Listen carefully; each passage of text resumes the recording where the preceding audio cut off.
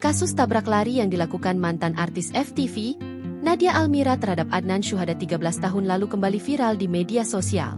Hani, adik korban kecelakaan tersebut curhat di media sosial dan mengungkapkan kekecewaan karena mantan artis FTV itu lari dari tanggung jawab. Kejadian kecelakaan terjadi pada dini hari. Mobil yang dikendarai Nadia Almira menabrak Adnan dan menyeretnya hingga mobil berhenti karena menabrak pembatas jalan.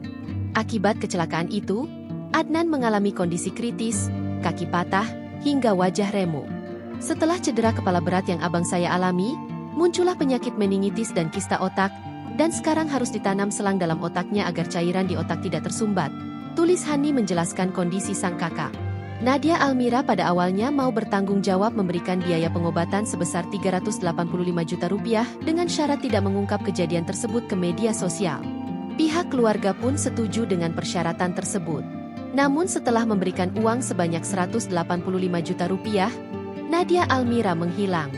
Hani pun merasa miris karena kini Nadia Almira bisa hidup tenang tanpa rasa bersalah.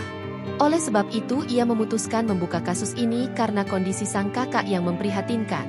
Adnan kini hidup bergantung kepada pengobatan medis tanpa bisa beraktivitas normal, dan hanya bergantung kepada susu dan infus selama 13 tahun.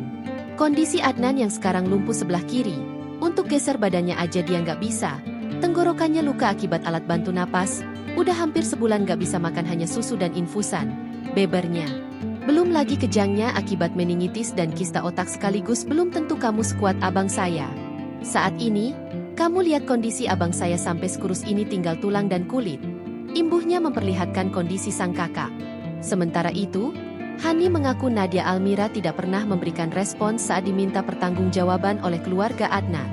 Download Tribun X sekarang, menghadirkan lokal menjadi Indonesia.